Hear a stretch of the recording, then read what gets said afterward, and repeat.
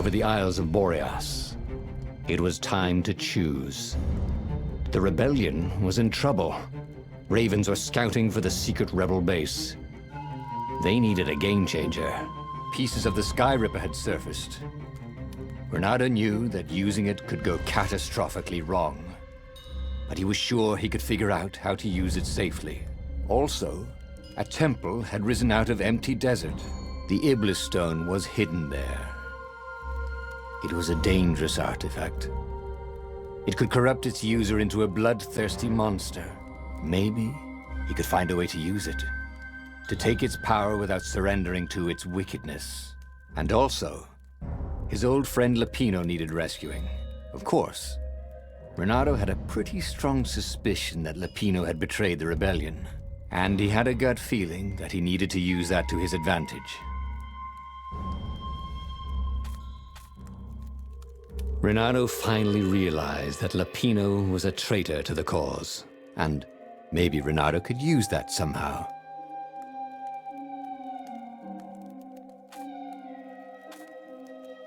Renato couldn't quite put his paw on when he'd realized Lapino was working for the Empire. He'd never exactly seen Lapino sending coded messages to the palace, but he was sure. The rabbit had been on too many disastrous missions where he was the only survivor, or where he accidentally missed getting on the boat that went down to the abyss in flames. If Renato could prevent Lapino from getting back to the fleet with all the intelligence he'd probably gathered, it might be worth the trip.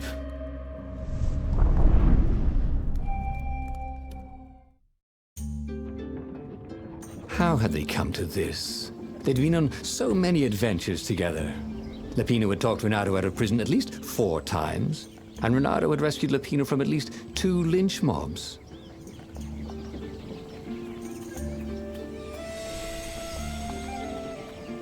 You're the one in the Raven Room, talking to her son. You don't write, you don't call. Get it? Call? I just made that up.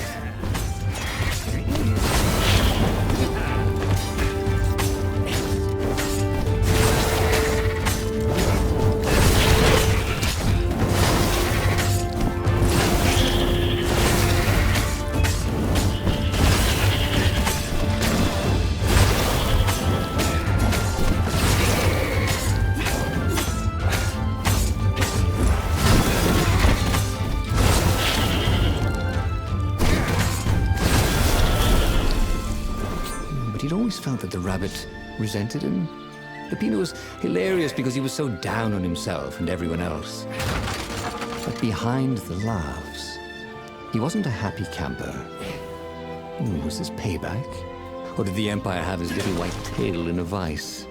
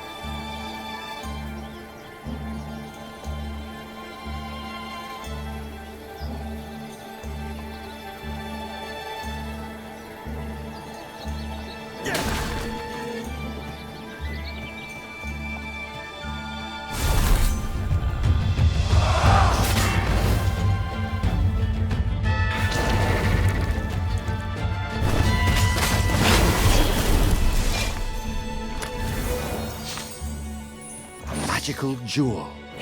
Renato couldn't wait to find a workbench.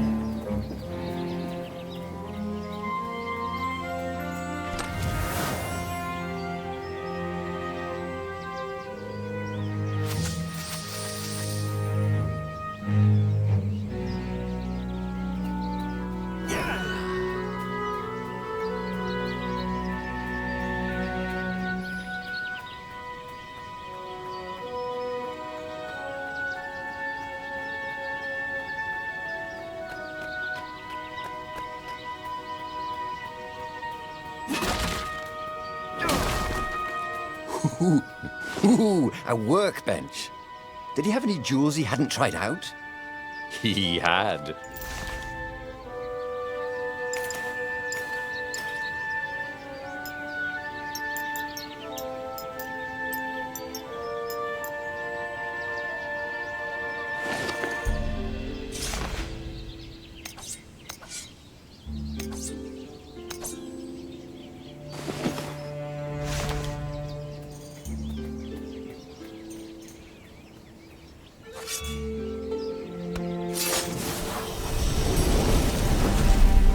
You never knew where the road would take you, thought Renato.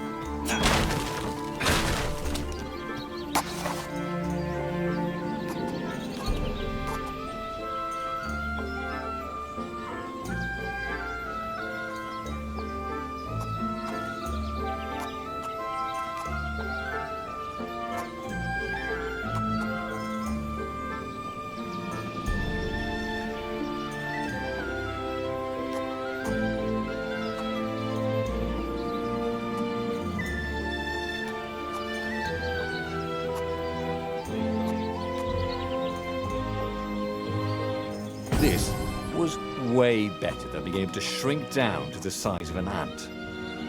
What was that all about, anyway?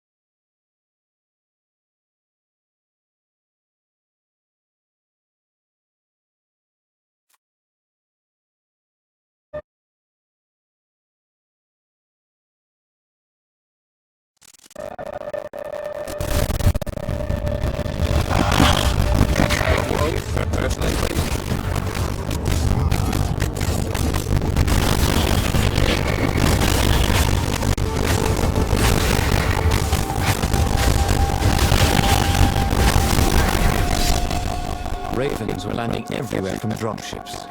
He'd better get moving. If they got to the Pino first, the rabbit would give the Empire all the intelligence he'd been stealing from the rebellion, and they'd probably give him a medal. He'd have to be very careful about how he played Lapino. At the slightest hint of danger, the mad rabbit would take off like a rabbit.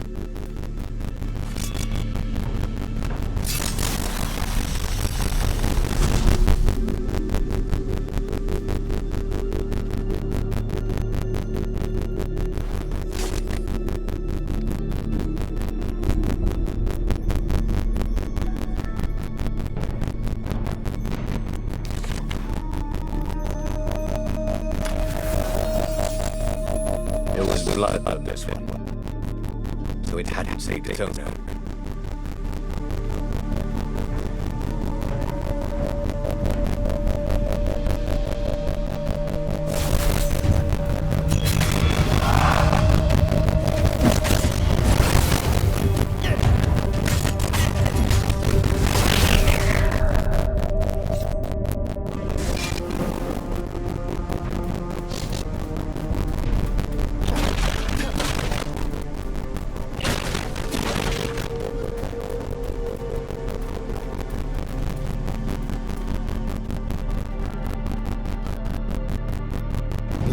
and exhausted, Renato finally reached the piano. The rabbit was practicing shuffling his favorite deck. Now that he knew what the rabbit was, there were a few things about him that Renato didn't find so amusing anymore. You sent me an urgent message saying that you're in danger. Oh, I am. The ravens are coming. Now, I've got a clever plan to kidnap Zenobia. Renato wanted to clap shackles on the rabbit and shout, "You're a traitor, and I'm not falling for it." But if there was one thing Renato was sure of, it was that the core of the Sky Ripper was dangerous mostly to its user. If he could put it in the Emperor's hands, old Lysander the Third might blow himself and his fleet up with it. Yes, that was it. Renato felt like a real hero, brave and smart. He told the rabbit all about the Sky Ripper's God's Eye core. I'll go get the core while you attack Zenobia. He told the rabbit.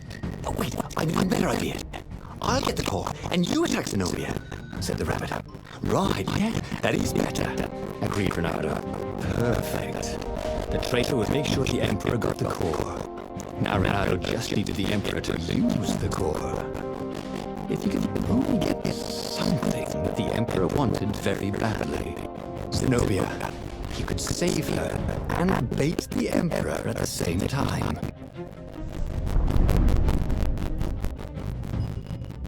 Right. Now, all Renato had to do was fight his way through Zenobia's invading troops, sneak onto her ship and into her bedroom, and kidnap her without any of her dozens of guards alerting her. Then, he would rely on her love for him, convince her how evil her father was, so she'd run away with him instead of going back to her father, who was going to blow himself up. It did sound a little risky, but Renato had a feeling it would work out somehow. It always did.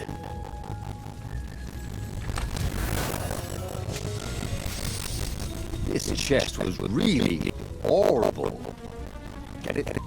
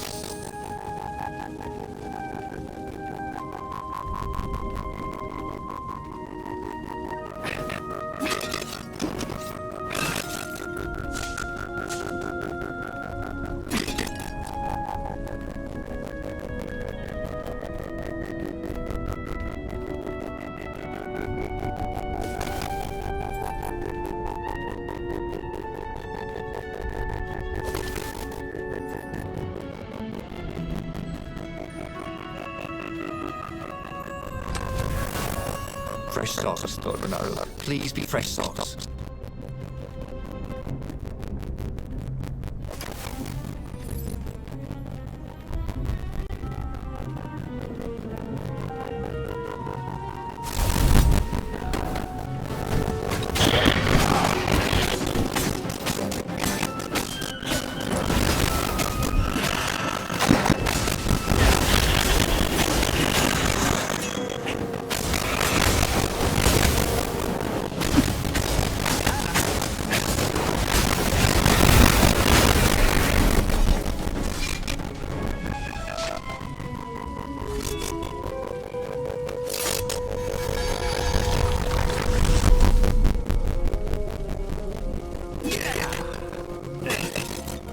Snatching things was fun.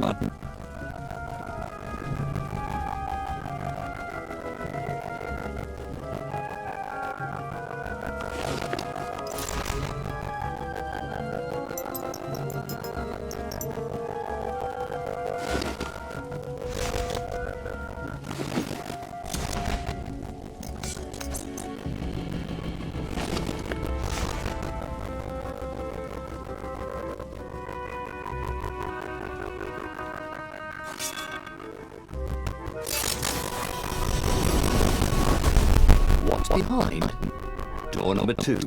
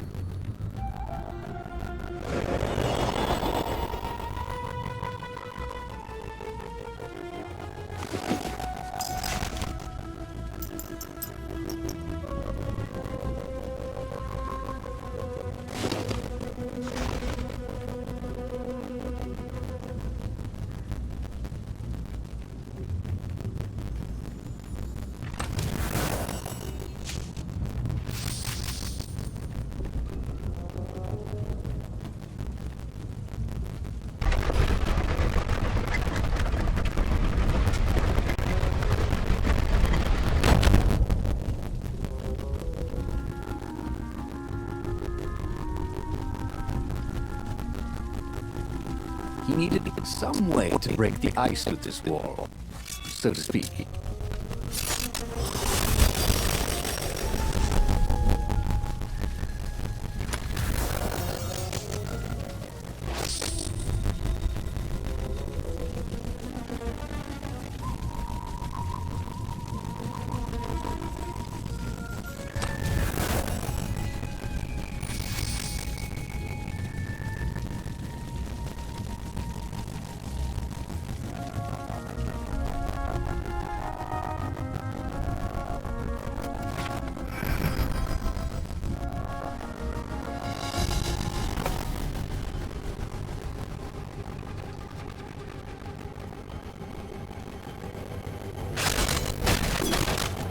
Well, the eyes have had it.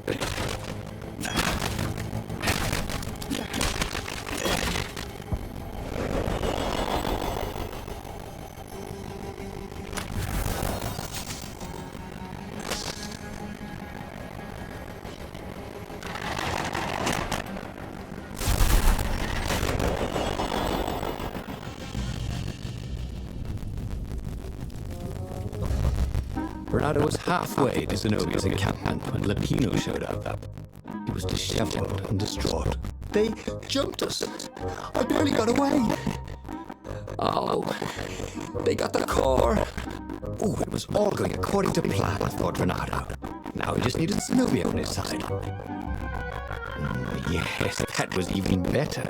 The Ibis stone. Zenobia could get it. And then the Emperor would have to pursue them. Wait. No. The gem would corrupt anyone. Even her. That's it, he thought. Even Lapino. Even though Lapino was already a traitor. It would turn him against his secret master, the Emperor. He would try to make himself Emperor. And the Emperor would have to defend himself with the core. Boom. He was a super genius. This is terrible, Bernardo told the rabbit. If only I had gone for the Ibis stone. But now it's lost in enemy territory. He handed Lapino a map. It gives the bearer so much power. We can only hope the Emperor never finds it. What was that? Said Lapino. I think someone's following us. I didn't hear anything. Rabbit ears. You go on ahead. I'll check it out. And with that, Lapino hopped off with the map.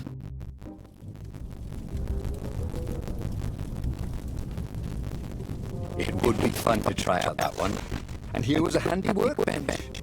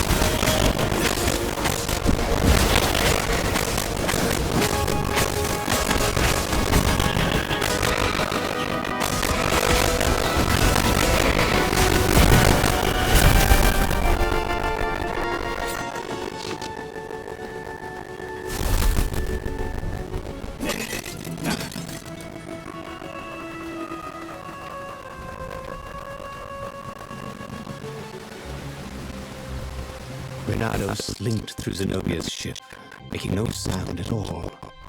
She was curled up on her bed. He'd forgotten how beautiful she was, how sleek, how soft. He tapped her on the shoulder with his sword. She was made of smoke, and he noticed he had a very solid blade to his throat. "Did you really think you could capture me?" Heard a familiar voice. "I just wanted to chat," said Renato. "Did you ever wonder why the Emperor adopted you? He needs a sacrifice, someone who truly loves him, to make a bargain with the lost gods." "That's a vicious lie. He wanted to bring them back." "That's crazy. Why would anyone?" "They could make him immortal, an eater of souls." And with that, her eyes widened. She understood. Renato told her how he had rescued a priest whose order had been massacred, how he had slept in a burnt village. At midnight, the Emperor's victims had come to him in his dreams to tell him of the hideous eldritch rituals they'd been sacrificed in. He could still see those kittens and puppies, their wide, sad eyes, their moist noses. "You can't prove that." "I've got a witness at the observatory."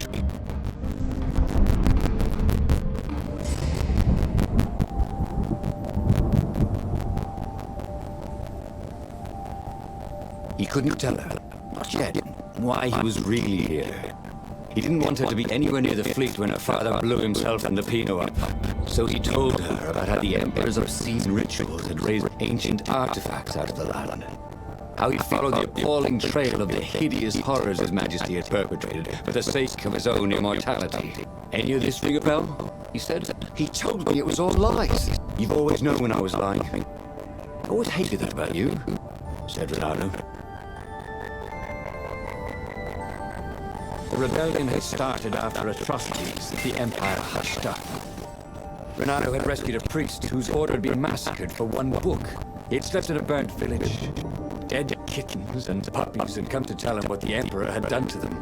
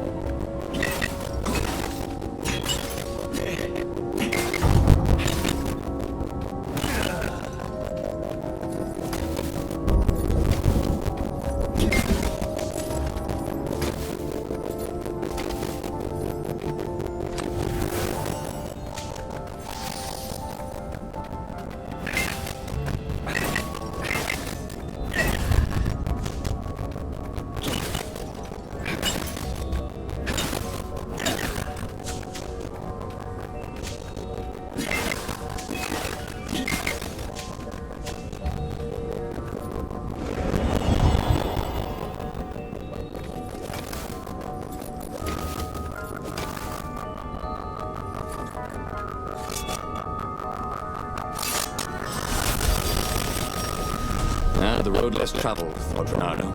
How intriguing.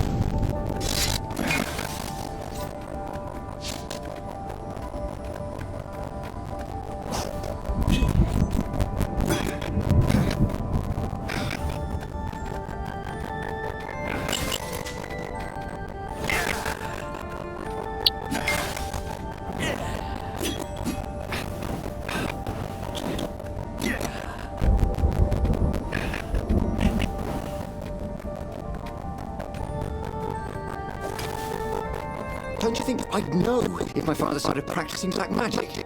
Why? Would you join in? No, I destroy his books and I... Oh, God. Okay, you're not completely wrong. They've resurrected one of his victims.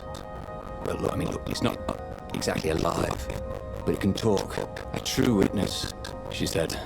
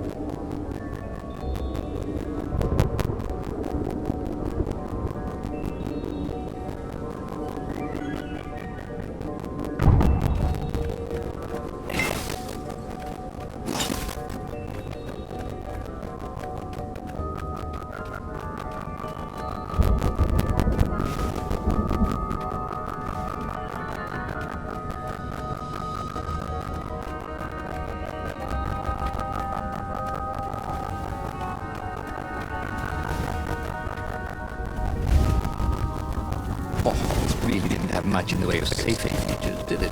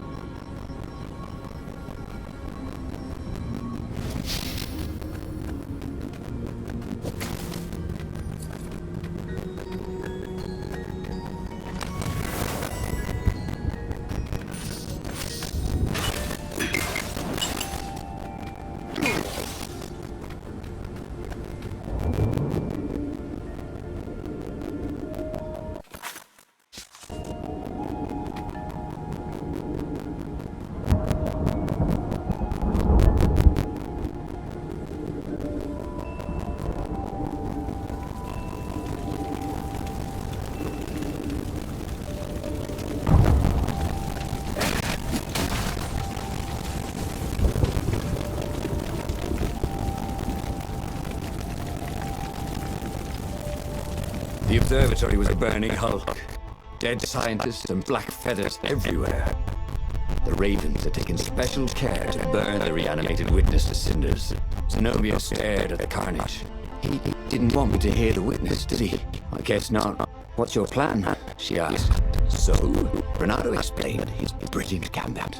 Sending Lupino to get the Stone, become super powerful and corrupted, provoke the Emperor into using the core against him, thus blowing up both of them, and hopefully the fleet too. Let me visit your council, she said, shaken. I want to help. Could he really trust her?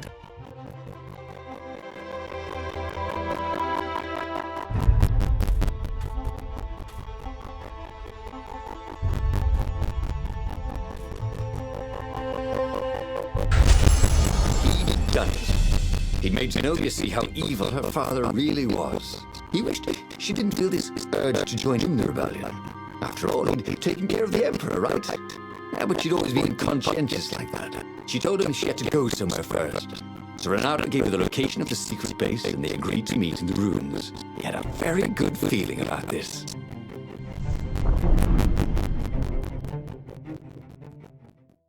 What had Zenobia gone off to do? What was more important than meeting the rebel council? Had he made a mistake, sending her to the ruins?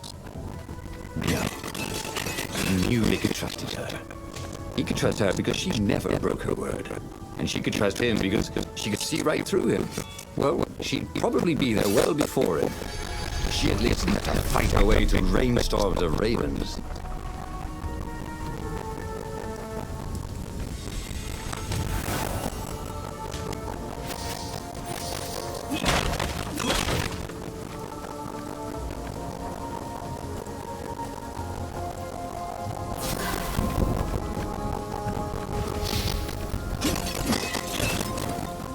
Sometimes, all you know is what you know.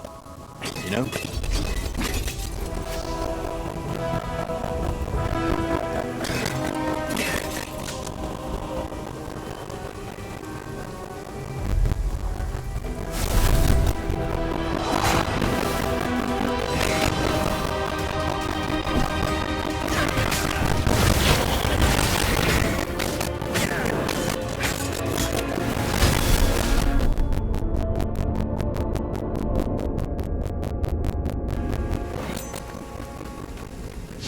He missed her.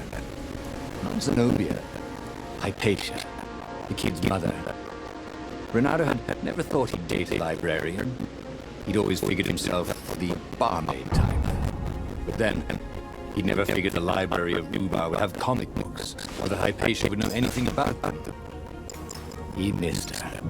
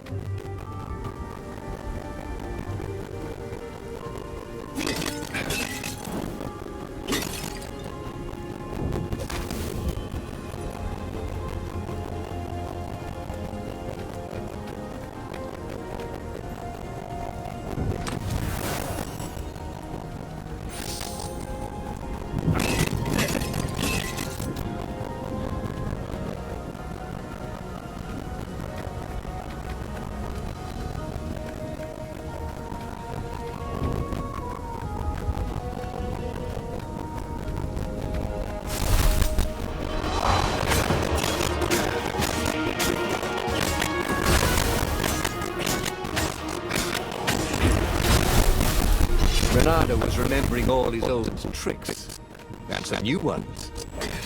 You really ought to ask for a raise.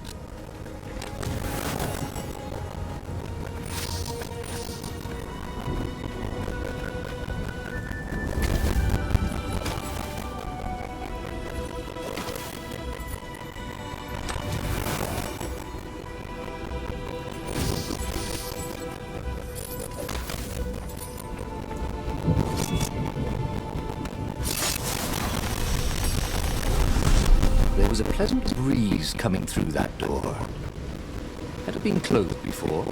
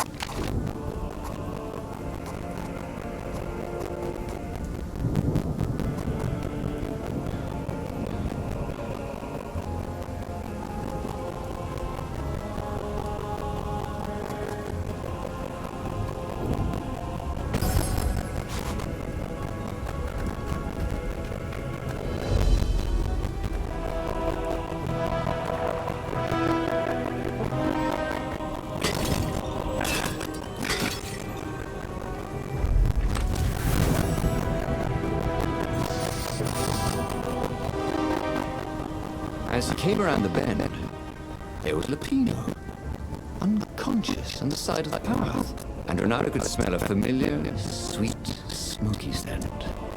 Who? Zenobia. It had to be. She never used a combat spell when she could use drowsy gas. That meant she had the Iblis Stone. What would it do to her? She hated her father now. She'd kill him for sure. The council wouldn't mind if she killed the Emperor, but murdering her father would destroy her. He had to get to whatever leg she was on and talk her down from it.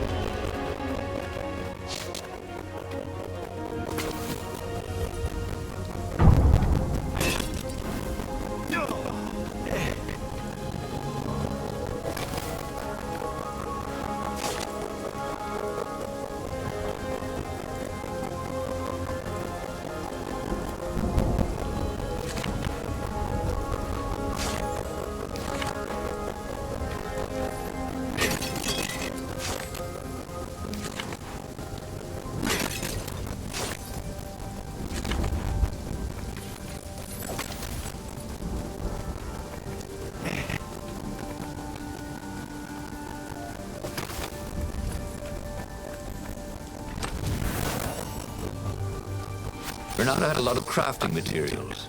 Now all he needed was a crafting bench.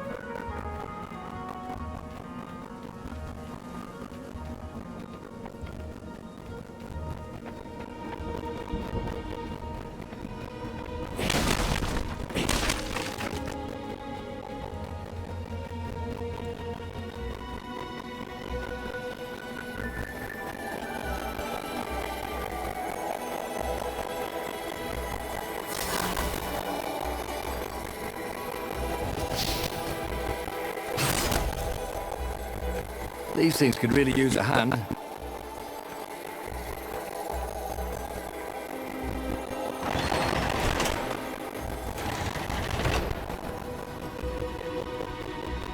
Long stairs. So he was close to the rebel base. Nothing was on fire. So far, so good.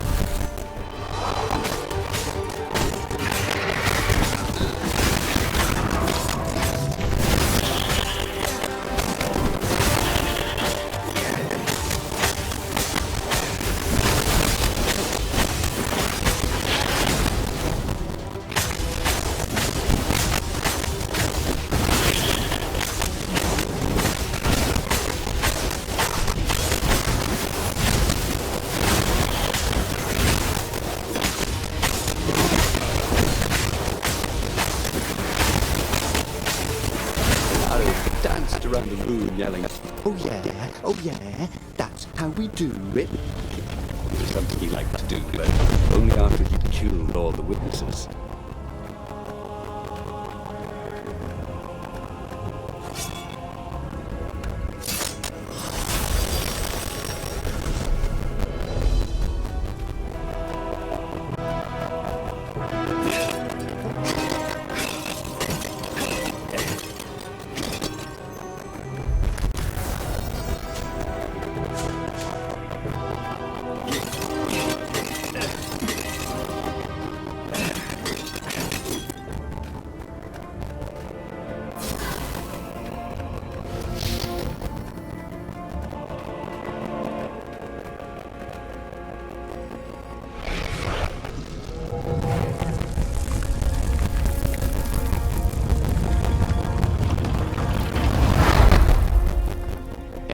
when the council chamber was dead, Zenobia stood shivering in the courtyard, drenched in blood. Why? He managed. They started arguing with me.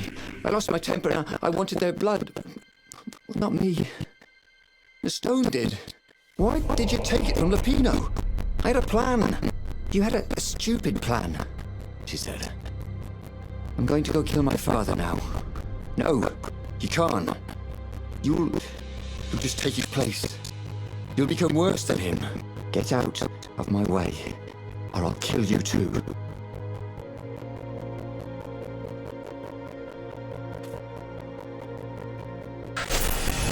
You won't kill me, he said. And I won't let you kill the Emperor. Enraged, she raised the sword. You hate him too?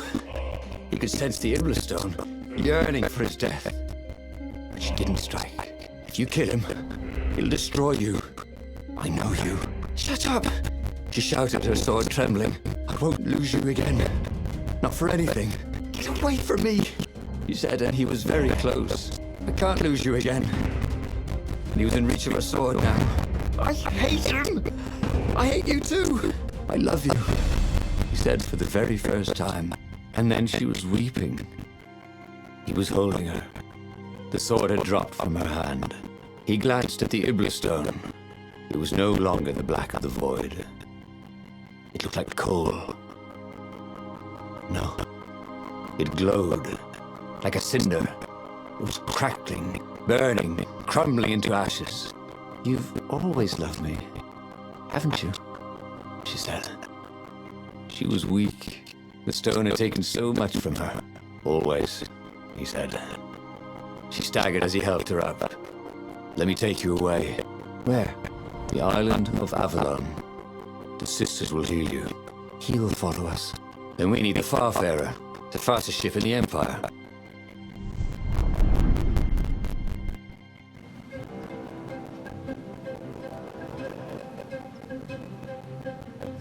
The Empire had seized his ship. They'd have to take it back.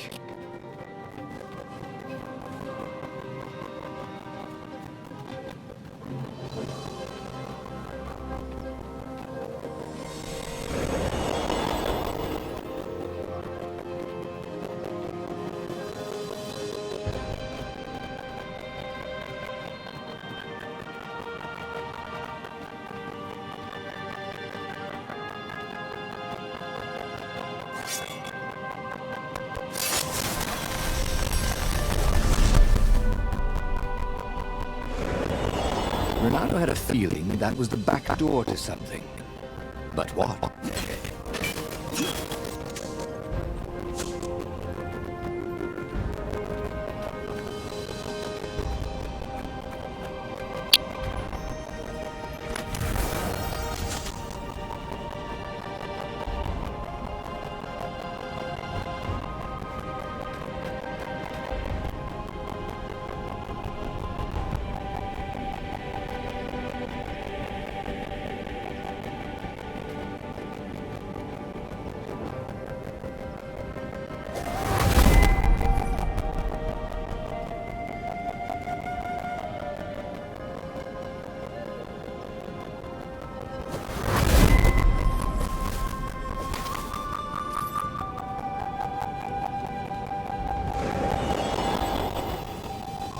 There it was, his beautiful skycraft, the Farfarer.